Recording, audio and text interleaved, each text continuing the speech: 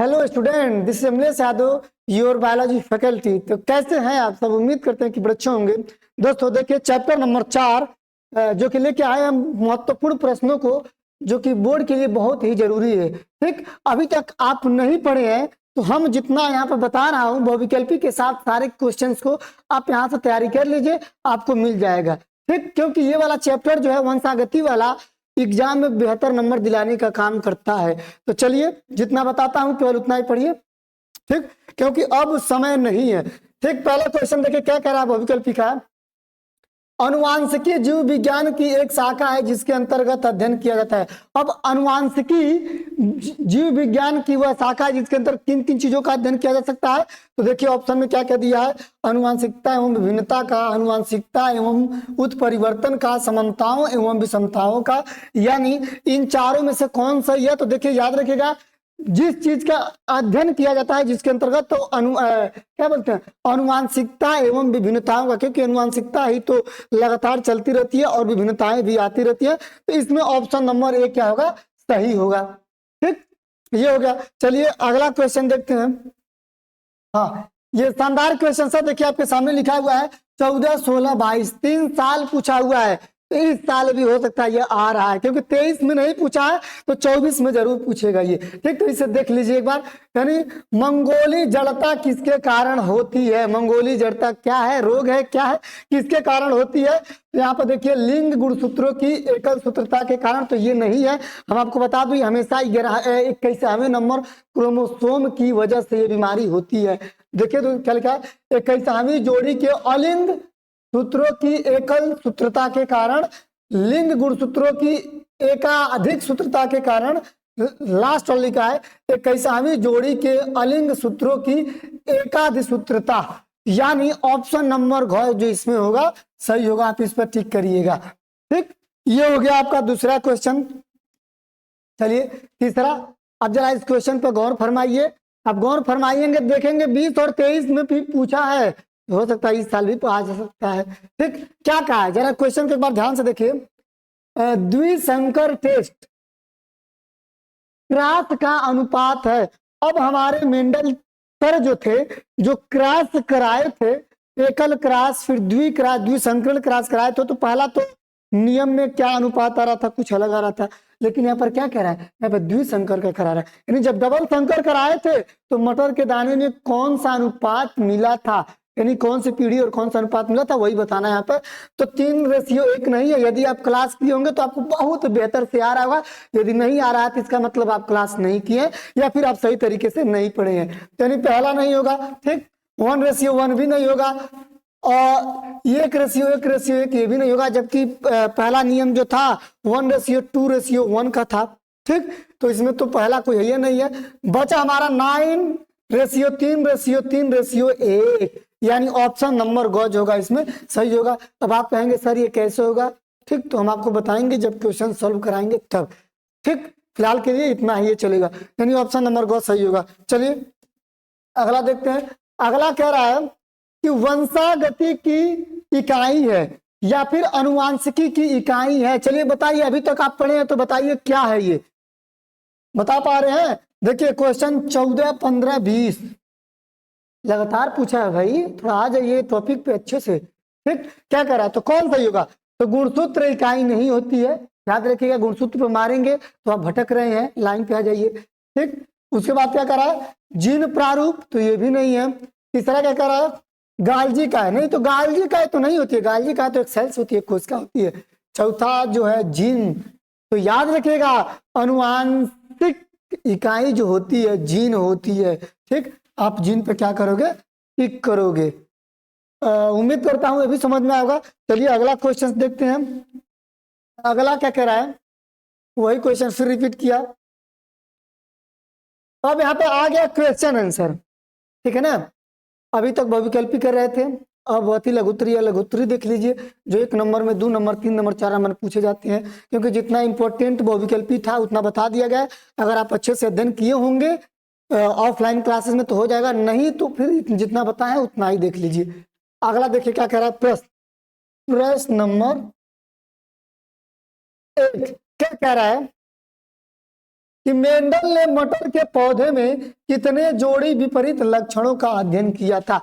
सबसे महत्वपूर्ण प्रश्न ये भी है, छोटा तो है लेकिन छोटा है, ठीक है ना। क्या कह रहा है कि मेंडल सर ने जब प्रयोग किया था तो आखिर कितने विपर्यासी लक्षणों पर यानी विपरीत लक्षणों पर अध्ययन किया था। तो सबको पता होगा, पहले आप जवाब दीजिए।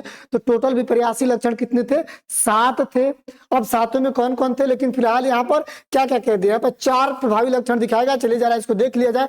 यहाँ पर देखिए मेंडल ने अपने प्रयोगों के लिए, देखिए यहाँ पर लिखा भी है 7 जोड़ी। अब 7 जोड़ी में कोई हाइट को लिया गया था, लंबाई को, तो कोई फूलों को, कोई फलों को, कोई क्या बोलते हैं वह सिर्फ ऊपर जाएगा या फिर चारों तरफ फैलेगा, यानी ऐसे करते करते टोटल 7 लक्षण आए थे। तो वही कह रहा है कि मेंडल ने 7 विपर्यासी लक्षणों पर अध्ययन किया था, जो इस प्रकार है। देखिए यहाँ पर विपर्यासी लक्षणों का चुनाव किया। उदाहरण के लिए किन किन चीजों का देखिए यहाँ पर आप दे दीजिएगा कि पुष्पों का रंग, यानी किसी का लाल था तो किसी का पीला था, ठीक। देखिए लाल नहीं बल्कि क्या दिया, बैगनी दिया था और एक सफेद दिया था, ठीक। यानी जब द्वि संकरण कराया था, यानी बहुत सारे संकरण कराए थे, तो बैगनी और सफेद जो क्या थे, बैगनी वाला प्रभावी था और सफेद वाला अप्रभावी, यानी ये इसके ऊपर प्रभाव दिखा सकता था। दूसरा बीज का रंग हरा था और पीला था। हरा जो होगा प्रभावी होगा और अप्रभावी कौन होगा, पीला। हमेशा हरा वाला क्या होता है, इसके ऊपर हावी होता है, इसीलिए हरा रंग देखने को ज्यादातर मिलते हैं। पौधों की लंबाई, अब लंबाई में लंबा या बौना होता है, आपको पता ही होगा। जो लंबा होता है कैपिटल टी से डिनोट किया जाता है, और हमेशा लंबा वाला बौने वाले पर हावी होता है, इसीलिए सारे पौधे क्या हो रहे थे, लंबे मिल रहे थे, ठीक। आगे बीज का आकार गोल था और झुर्रीदार था, ठीक। अब गोल वाला क्या था, इसके ऊपर प्रभावी था, और झुर्रीदार क्या था, अप्रभावी था, इसीलिए अधिकतर से अधिकतर बीज क्या मिल रहे थे, गोल देखने को मिल रहे थे, ठीक। उम्मीद करता हूँ ये समझ में आएगा, क्योंकि बहुत ही आसान है, केवल विपर्यासी लक्षणों को ही बताना है। टोटल होते हैं 7 विपर्यासी लक्षण। अब 7 में से 4 गो है, इतना याद कर लीजिए, एग्जाम में आसानी से मिल जाएगा। चलिए क्वेश्चन नंबर आगे देखते हैं। देखिए आपके सामने ये जो क्वेश्चन दिखाई दे रहे हैं, क्या कहा जरा एक बार पढ़िए। यहाँ पे बढ़िया क्वेश्चन है, एनसीईआरटी का 2019 में पूछा गया है, यानी ना तो 20 में पूछा है, ना तो 21 में, ना तो 22 में, ना तो 23 में। तो किसकी बारी है, 24 की बारी हो सकती है। यानी एक शिशु का रुधिर वर्ग कितना है, ओ है। अब याद रखिएगा जो रुधिर वर्ग ओ होता है वह अप्रभावी होता है, ठीक, ओ है। यदि पिता व माता के रुधिर वर्ग क्रमशः ए व बी है, यानी माता और पिता का ए व बी है, लेकिन बेटुआ का क्या आ गया है, ओ आ गया है, तो जनकों के जीनोटाइप और उनकी अन्य संतति में जीनोटाइप पता कीजिए। तो देखिए आंसर आइए, देखिए लिखा क्या है, हमें ओ पर काम करना है, रुधिर ओ पे, तो बोला हूं रुधिर ओ जो होता है अप्रभावी होता है, ठीक। देखिए यहाँ पर लिखा गया है कि रुधिर वर्ग ओ एक क्या है, अप्रभावी लक्षण है, प्रभाव नहीं दिखाता है। दूसरी बात, जो 2 अप्रभावी युग्म विकल्पी I0 की उपस्थिति में ही प्रकट होता है।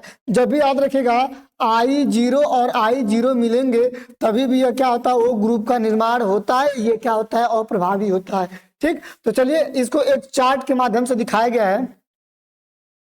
ये दिखाया गया है कि ये सिंबल जो होता है हमेशा नर का होता है, और ये सिंबल होता है किसका, मादा का। आप जान रहे थे कि नहीं जान रहे थे, बताइए कमेंट करके। ये वाला सिंबल नर के लिए और ये वाला सिंबल मादा के लिए, यानी ये जो IA और I0 दिखाया गया है ये किसका है, नर का है, ठीक है, मान लिए। और IB और I0 ये किसका है, मादा जी का है, ठीक है, दोनों मिल गए। अभी तो बोला गया है कि I0 अप्रभावी लक्षण नहीं प्रकट करेगा, ठीक है। चलिए एक बार क्रॉस करके चेक कर लेते हैं। तो क्रॉस कराने उम्मीद है आपको आता ही होगा, अगर नहीं आता होगा तो हम आपको जरूर बताएंगे, बताइएगा। देखिए सबसे पहले IB और IA दोनों मिलेंगे तो दोनों आपस में क्या होंगे, लगेंगे। देखिए IB प्लस IA, ठीक, दोनों मिल गए। ये दोनों मिलकर हमेशा किसका निर्माण करेंगे, ए बी का निर्माण करते हैं, ए बी ब्लड ग्रुप का। और आते हैं इसमें, आप देखिए आई बी और आई जीरो, तो आई बी और आई जीरो मिलके हमेशा बी ब्लड ग्रुप का निर्माण करते हैं। ठीक है, ये तो हो गया इसमें। आइए अब नीचे वाले में जरा चेक करते हैं। ठीक, आई जीरो और आई ए, आई जीरो और आई ए जब मिलते हैं तो हमेशा ए ब्लड ग्रुप का निर्माण होता है। ठीक, आगे लास्ट वाला जो बचा आपका, तो यहाँ पर आई जीरो है और यहाँ पर आई जीरो, यानी आई जीरो मिलकर किसका निर्माण करते हैं, ओ ब्लड ग्रुप का निर्माण करते हैं। और ओ ब्लड ग्रुप ही तो पूछ रहा था, यानी ये वाला जो होगा सही होगा, आई जीरो और आई जीरो अनुपात होगा। तो देखिए नीचे अनुपात दिखा गया है कि अतः पिता का जीनोटाइप अनुपात, यहाँ पर साफ साफ लिखा गया है कि आई ए और आई जीरो, माता का जीनो अनुपात लिखा गया है तो आई बी और आई जीरो, लेकिन बेटा जो मिला है लास्ट में देखिए आई आई मिला है, तो हम आई जीरो पे टिक कर देंगे। यानी ये क्वेश्चन इस प्रकार से बनेगा। उम्मीद करता हूँ आपको समझ में आया होगा। ठीक, चलिए आगे क्वेश्चन देखिए। हाँ आइए, टर्नर सिंड्रोम के गुणसूत्रों का चित्र बनाइए, या तो ऐसे क्वेश्चन पूछ सकता है। ये देखिए फिगर बनाया, इसमें बना के डाला गया यहाँ पे। दूसरी बात, ये से भी पूछ सकता है टर्नर सिंड्रोम क्या है। वैसे तो अगर बात करें तो ये वाला क्वेश्चन कुछ ज्यादा ही पूछता है, टर्नर सिंड्रोम पर संक्षिप्त टिप्पणी लिखिए, या टर्नर सिंड्रोम क्या होते हैं परिभाषित कीजिए। ठीक, ऐसे भी पूछ सकता है कि टर्नर एवं क्लाइनफेल्टर सिंड्रोम में गुणसूत्रों की संख्या कितनी होती है। ठीक, तो चलिए जितना लिखे हैं उतना ही पर्याप्त है। आप इतना ही तैयारी करेंगे आपको अच्छा नंबर मिल जाएगा। हम लिखते सिर्फ उतना ही जितना आपको जरूरी होता है। ठीक, चलिए देखिए टर्नर सिंड्रोम होता क्या है, एक बार जरा लाइनों को ध्यान से पढ़िए। क्या कह रहा है कि टर्नर सिंड्रोम एक असुगित दशा है, असुगित माने बिगड़ने वाली दशा है जिसमें कोई सही नहीं रह पाएगा। अब हमारी ये सुगित दशा मतलब हमारी दशा ऐसी कुछ है, जब हमारी दशा बिगड़ जाती है तो उसी को असुगित दशा कहते हैं। दुर्दशा का नाम सुने होंगे। आगे, जिसमें एकल लिंग गुणसूत्र पाया जाता है, ये ऐसी स्त्रियां हैं जिनमें सामान्य से एक गुणसूत्र कम होता है। अब कहने का मतलब ये है कि मानव के अंदर कितने होते हैं, टोटल 46 क्रोमोसोम होते हैं। ठीक है, मान लिए, अरे मान नहीं लिए, मानना पड़ेगा क्योंकि 46 होते ही हैं। ठीक, तो 46 क्रोमोसोम से और एक क्रोमोसोम की कमी आ जाती है। ठीक, ठीक है ना, एक क्रोमोसोम की कमी है, एक क्रोमोसोम की बड़ी। आप देखेंगे अपने समाज में कुछ ऐसे थर्ड पर्सन भी होते हैं जिनमें मेल और फीमेल दोनों का गुण पाया जाता है। तो क्यों होता है कि क्रोमोसोम घटने या बढ़ने के कारण ही होता है। तो वही तो कह रहा है, यानी जिनमें सामान्य में से गुणसूत्र की कम, यानी देखिए 46 गुणसूत्र में से एक कम होगा तो कितना होता है 45, यानी 46 होता है नॉर्मल का। ठीक है ना, नॉर्मल का, लेकिन जब 46 में से एक करेंगे तो कितना मिलेगा 45। जब 45 होगा तो क्या होगा, टर्नर सिंड्रोम मिलेगा और वह इंसान थर्ड पर्सन में जाएगा जो मेल और फीमेल दोनों का गुण रखेगा। आगे क्या कह रहा है, अर्थात ये लिंग गुणसूत्रों के लिए मोनोसोमिक होती है। यानी क्या कह रहा है, ये लिंग गुणसूत्रों के लिए मोनोसोमिक होती है क्योंकि उसमें से एक कम हो जा रहा है। जब एक कम होता है तो मोनोसोमिक, और जब दो कम होगा तो डाई, लेकिन दो कम नहीं होता, एक ही कम होता है। अर्थात क्या लिखा आगे, इनका कद छोटा और जननांग अल्प विकसित होते हैं। यानी देखिए कह रहा है कि जिनमें क्रोमोसोम की कमी है, जब 46 में से एक घट जाती है 45 हो जाती है, तो उसमें रोग कौन सा होता है, तो उसमें निशानियां क्या क्या होती हैं, इनका कद छोटा, अब हाइट छोटे हो जाते हैं, इत्थु सर। दूसरी बात एक है, जनन अंग अल्प विकसित होते हैं, उनका जो जनन अंग होते हैं वो कम विकसित होते हैं, महिला जो होती है उनके कम विकसित होते हैं। आगे, वक्ष चपटा, उनका जो छाती होता है बिल्कुल क्या होता है, चपटा होता है। और आगे क्या लिखा है, जनन अनुपस्थित या अर्ध विकसित होते हैं। साफ साफ बोला है कि जनन अंग जो होते हैं, जनन अंग की जो कुछ सेल्स होती हैं, फिर जो उनके अंगे होती हैं वह या तो अनुपस्थित होंगी या तो बहुत कम विकसित होंगी। अतः ये स्त्रियां नपुंसक या बांझ होती हैं। ठीक, 25,000 बालिकाओं में से एक इस रोग से प्रभावित होती है। हर 25,000 महिलाओं में से किसी एक पर यह प्रभाव देखने को मिलता है, यानी 25,000 में से कोई न कोई महिला एक जरूर होती है। कौन, तो जिनके अंदर ये कमी होती है वही। ठीक, आगे, अतः टर्नर सिंड्रोम में एक एक्स गुणसूत्र अनुपस्थित या अर्ध विकसित होता है।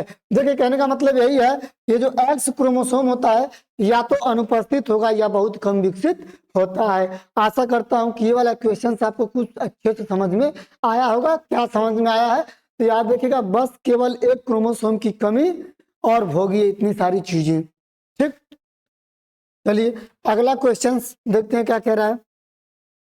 कह रहा है कि संकर पूर्वज संकरण तथा परीक्षण संकरण में अंतर बताइए।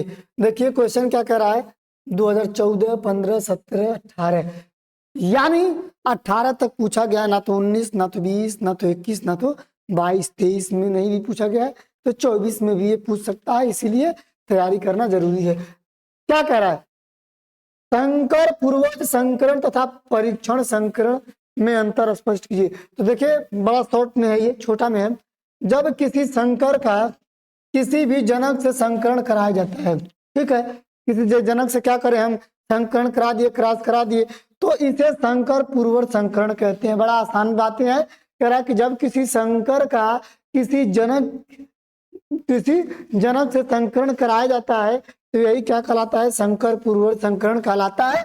जबकि प्रथम पीढ़ी F1 जीव एवं युग्मकी और प्रभावी लक्षण वाले जीव के मध्य कराए गए संकरण को परीक्षण संकरण कहते हैं। यानी ये कह रहा है कि अगर F1 पीढ़ी है तो जीव एवं समयुग्मकी और प्रभावी लक्षण वाले जीव के मध्य कराए गए संकरण, यानी मान लीजिए आप संकरण करा रहे हैं तो जो आपका F1 पीढ़ी मिला है, ठीक, F1 पीढ़ी मिला है जो क्या हो, प्रभावी हो, ठीक है ना। ये किसी अप्रभावी के साथ अगर हम क्या करा दें, संकरण करा दें, ये इनके ऊपर प्रभावी होगा और ये अपना लक्षण है उसको दिखाएगा। यही प्रक्रिया क्या कहलाती है, परीक्षण संकरण कहलाती है। उम्मीद करता हूं कि आपको समझ में आया होगा। चलिए अगला क्वेश्चन कुछ इस प्रकार है, और ये सबसे बेहतरीन क्वेश्चन, अभी तक का सबसे बेहतरीन क्वेश्चन, जो सबसे ज्यादा बार भी पूछा गया है और लॉन्ग क्वेश्चन में पूछा गया है, यानी 6 से 7 नंबर आपको देके जाएगा। चलिए पर देख लीजिए कितना, 18, 19, 20, 22, 23 में पूछा है, यानी लगातार पूछा है, तो 24 में भी संभावना रहेगी। यानी मधुमक्खी में लिंग का निर्धारण। भाई जब लॉन्ग क्वेश्चन है तो लॉन्ग आपको पढ़ना पड़ेगा।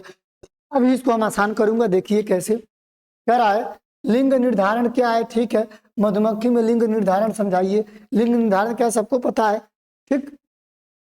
दूसरी क्वेश्चन इस तरीके से भी क्वेश्चन बन सकता है, अगुणित द्विगुणित लिंग निर्धारण क्या है, मधुमक्खी में लिंग निर्धारण की क्रियाविधि को समझाइए, ठीक। या ऐसे भी क्वेश्चन बन सकता है, अनिषेक जनन को परिभाषित कीजिए, मधुमक्खी में लिंग निर्धारण की क्रियाविधि को समझाइए। ये वाले क्वेश्चन को जरा आप लोग ज्यादा ध्यान दोगे, क्योंकि एक शब्द आएगा अनिषेक जनन, तो होता क्या, अभी हमको बताऊंगा अनिषेक जनन क्या होता है। आगे बस इतने सारे क्वेश्चंस बन सकते हैं इससे, ठीक है ना। चलिए इसका आंसर देखते हैं।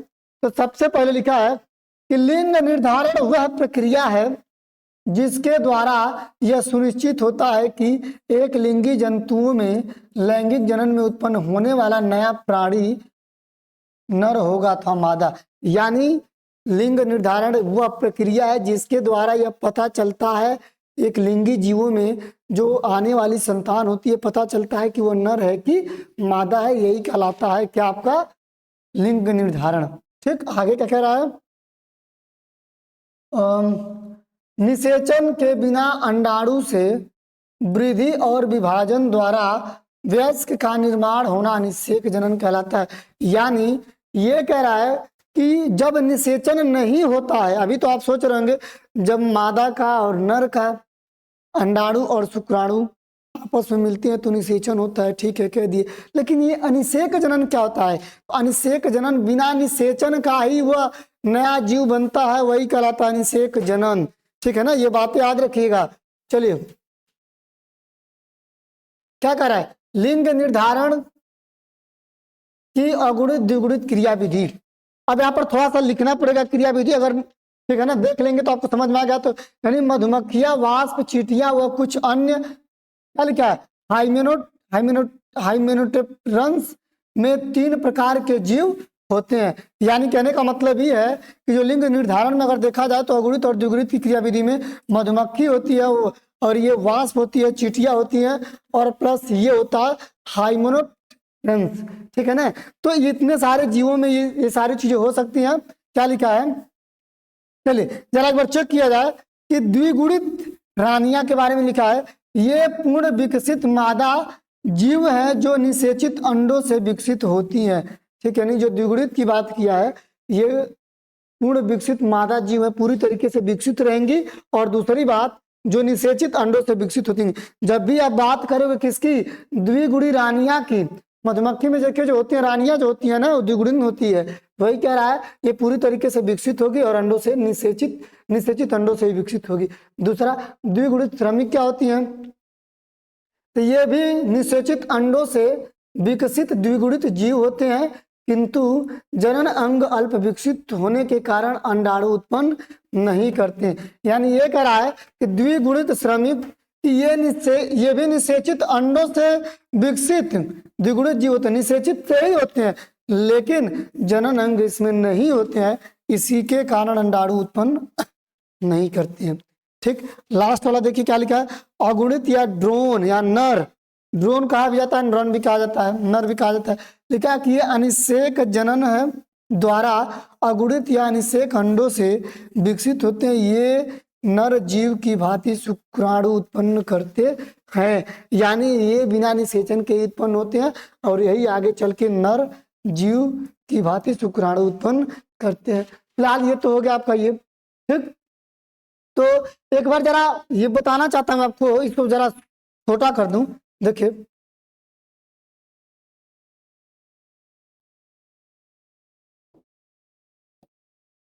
चलिए इसको अभी इसी साइड में रहने दे रहे हैं, आपको एक चीज समझाना ही चाहते हैं।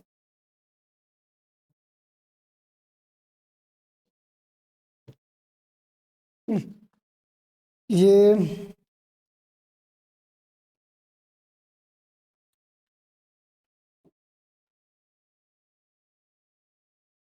इस वाले को हटा देते हैं।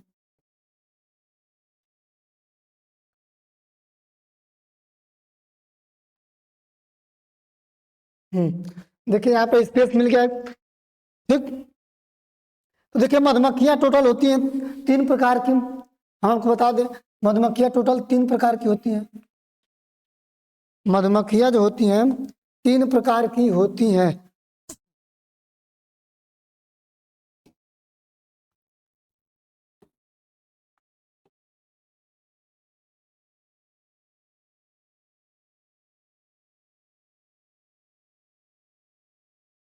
देखिए 3 प्रकार की मधुमक्खी होती हैं। ठीक है ना, 3 प्रकार की होती है। कौन कौन सी, तो एक होती है श्रमिक मधुमक्खी, या फिर पहले चलिए पहले कह देते हैं रानी मधुमक्खी, रानी मधुमक्खी। ठीक, और दूसरा जो होता है श्रमिक मधुमक्खी, श्रमिक मधुमक्खी। और जो तीसरा होता है ड्रोन। देखिए यहाँ पर लिखा गया था, या तो ड्रोन कहिए या तो क्या कहिए, नर या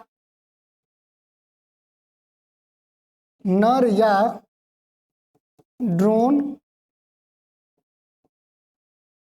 मधुमक्खी। लेकिन क्या ये तीनों जनन में भाग लेती हैं, तो जो अभी वहां पर बताई गई है या फिर अभी आगे बताएंगे भी कि कैसे क्या क्या प्रक्रिया इसमें चली है। तो एक बार जरा चलिए ध्यान दीजिए, ये कहना क्या चाहता है। हाँ देखिए कि मान लीजिए जो रानी मधुमक्खी होती है, रानी मधुमक्खी, ठीक, ये होती है द्विगुणित। ध्यान दीजिएगा इधर, द्विगुणित। और जो ड्रोन मधुमक्खी होती है, ड्रोन यानी नर, ड्रोन या नर, ये होता है अगुणित। ध्यान दीजिएगा। तो इनमें सबसे पहले क्या होता है, अर्धसूत्री विभाजन होता है। क्या होता है, अर्धसूत्री विभाजन। यानी अर्धसूत्री जब विभाजन होगा तो ये यन अलग अलग बटेगा, अगुणित रूप में बचेगा।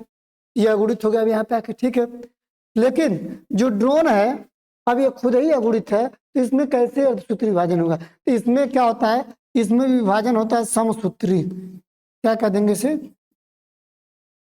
क्योंकि जैसा है वैसा ही रह गया है, जो जैसा वैसा रहता है उसे बोला जाता है समसूत्री विभाजन। अब हमको करना क्या है, जो रानी मधुमक्खी है इनको इससे क्रॉस कराना है नर वाले से, ठीक। तो रानी मधुमक्खी का नर ये एक अगुणित वाला भाग, चलिए इसको फर्स्ट मान लें और इसको सेकंड मान लें, तो सेकंड वाला भाग इसके साथ आएगा तो ये बनेगा द्विगुणित। अब ये क्या क्या बन सकता है, ये बन सकती है या तो रानी मधुमक्खी नहीं, या तो क्या बन सकता है, श्रमिक मधुमक्खी बन सकता है, ठीक, या तो बन सकता है ड्रोन, ठीक है ना।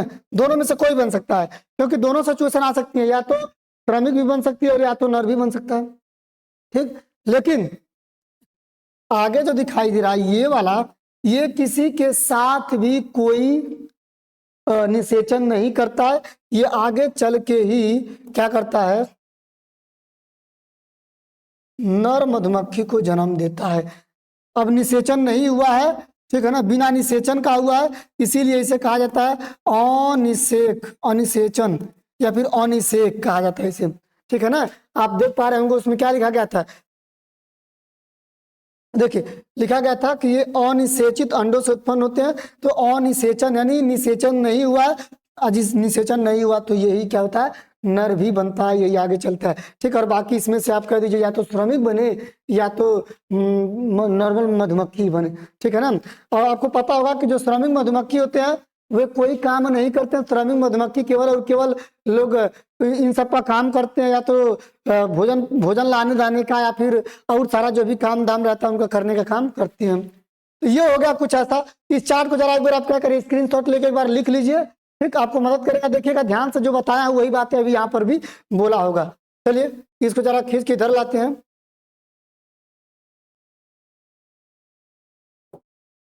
तो चलिए ठीक है, आज के लिए बस इतना ही रहने देते हैं हम। बाकी जो बाकी का क्वेश्चन बचा हुआ है कल लेके आएंगे और बाकी हम बता के खत्म कर देंगे। तो फिलहाल के लिए आप इतना पढ़िए, इतना लिखिए और तैयारी कीजिए। मिलते हैं आप अगले वीडियो में, तब तक के लिए धन्यवाद।